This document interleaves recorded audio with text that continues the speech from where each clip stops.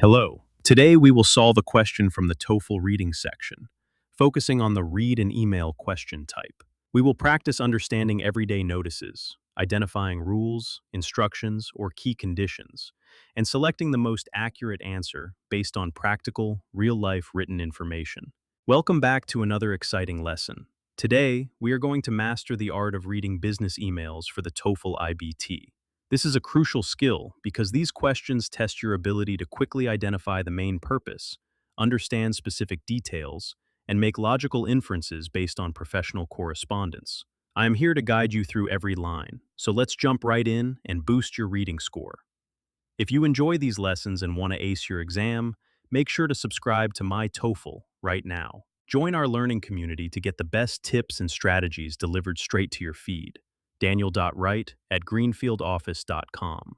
Let's look at the to line first. It says Daniel.wright@greenfieldoffice.com. This tells us exactly who is receiving the message. Identifying the recipient helps us understand the perspective of the email. Here, the email is being sent to a specific employee named Daniel Wright. Knowing this name helps us realize that the instructions in the email are directed personally to him or his role. HR@fieldoffice.com.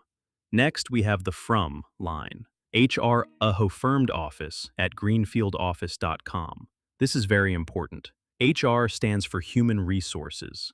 This tells us the email is coming from an official department within the company, not just a casual friend. This implies that the content will likely involve company rules, policies, or official events. Quarterly Policy Review Meeting. Now, look at the subject line. Quarterly Policy Review Meeting. In TOEFL reading, the subject line is your best friend. It gives you a snapshot of the entire email before you even read the body. Quarterly means it happens 4 times a year, and Policy Review Meeting tells us exactly what the topic is. We immediately know this email is about a scheduled business meeting. Dear Mr. Wright.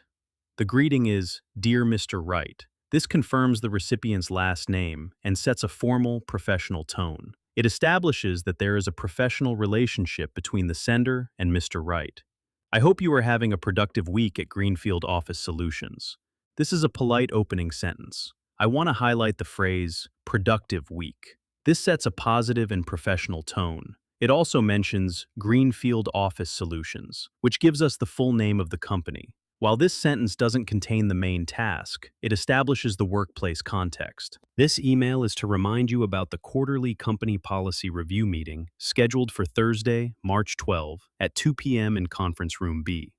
This is the most critical sentence for understanding the email's purpose. Notice the phrase, this email is to remind you. This explicitly states why the email was written.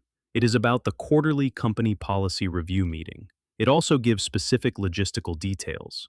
Thursday, March 12 at 2 p.m. and Conference Room B. Pay attention to these details as they define the what, when, and where of the message. During the meeting, department representatives will discuss updates to attendance rules, remote work guidelines, and safety procedures. Here, the email explains the agenda. The key phrase, discuss updates, tells us what will happen. They will talk about attendance rules, remote work guidelines, and safety procedures. This list helps us understand the specific topics that will be covered during the session. Each team leader is expected to prepare a brief summary of recent staff concerns and bring a printed copy to share with the group. This sentence gives a direct instruction to the recipient. It addresses each team leader, which implies that Mr. Wright is likely a team leader. He is expected to prepare a brief summary of recent staff concerns. Furthermore, he must bring a printed copy. This is a specific task he must complete before the meeting. The meeting is expected to last about 90 minutes, followed by a short question and answer session. This sentence clarifies the duration and format. The phrase, last about 90 minutes, tells us the length of the meeting. It also mentions a question and answer session at the end. This detail helps participants plan their schedule. Please review the attached policy draft before attending so you can participate actively in the discussion. Here is another instruction. The writer asks the recipient to review the attached policy draft. The timing is crucial here, before attending. The reason given is so he can participate actively. This is a key requirement for preparation. If you are unable to attend, inform HR by Tuesday, March 10th, and nominate another team member to represent your department. This sentence sets a condition for absence. It says, if you are unable to attend, then you must inform HR by a specific deadline, Tuesday, March 10th.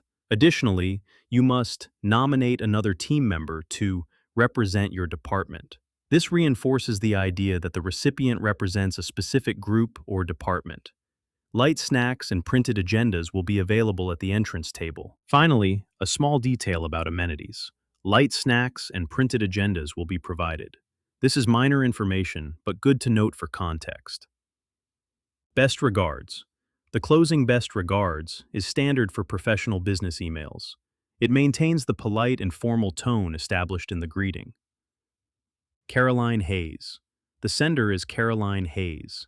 Since the email comes from HR notifications, we can understand that Caroline Hayes works in the Human Resources Department and is responsible for organizing this meeting. Great job following along. You have successfully deconstructed the email, identified the key instructions, and understood the context. Now, let's use this understanding to tackle the questions with confidence.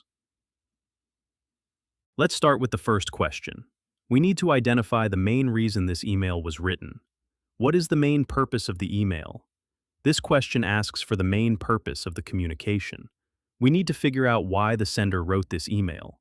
To find the answer, we should look at the opening sentences, where the writer usually states their intention clearly. In the text, the second sentence explicitly says, "This email is to remind you." This is a direct signal of the purpose. Let's take a closer look at option A, to remind an employee about a scheduled policy review meeting. Option A says the purpose is to remind an employee about a scheduled policy review meeting. This matches perfectly with the text. Sentence 2 says, this email is to remind you about the quarterly company policy review meeting. The words remind and policy review meeting are exact matches. This looks like the correct answer. Correct. Now let's take a closer look at option B, to announce a company celebration event next month. Option B suggests the email is to announce a company celebration. The email discusses a policy review meeting, updates to attendance rules, and safety procedures. These are serious business topics, not a celebration or party. Therefore, this is incorrect. Incorrect. Now let's take a closer look at option C, to request financial reports from all departments. Option C claims the purpose is to request financial reports. While the email does ask the recipient to prepare a brief summary of recent staff concerns, it never mentions money, budgets, or financial reports. This is a misinterpretation of the task. Incorrect. Now let's take a closer look at option D, to introduce a new human resources manager. Option D says the purpose is to introduce a new human resources manager. The email is sent by HR notifications and signed by Caroline Hayes, but nowhere does it say she is new or that the email is an introduction. The focus is entirely on the meeting. Incorrect. The correct answer is A, because the key expressions in the text directly match this option, while the other choices either provide incomplete information or clearly contradict the passage. Moving on to the next question, we need to use our detective skills to infer information about the recipient, Mr. Wright. What can be inferred about Mr. Wright? This question asks what can be inferred about Mr. Wright. An inference is a logical conclusion based on evidence, even if it is not explicitly stated. We need to look at the instructions given to him to determine his role. The text says, each team leader is expected to prepare, and also asks him to nominate another team member to represent your department if he cannot attend. Let's take a closer look at option A. He leads a team or represents a department. Option A suggests that he leads a team or represents a department. The email instructs each team leader to prepare a summary. Since Mr. Wright is receiving these instructions, we can infer he is a team leader. Also, sentence 7 mentions representing your department. This evidence strongly supports this option. Correct. Now, let's take a closer look at option B. He is responsible for preparing meeting snacks.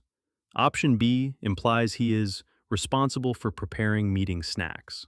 The text says, light snacks will be available, but it uses the passive voice and does not assign this task to Mr. Wright.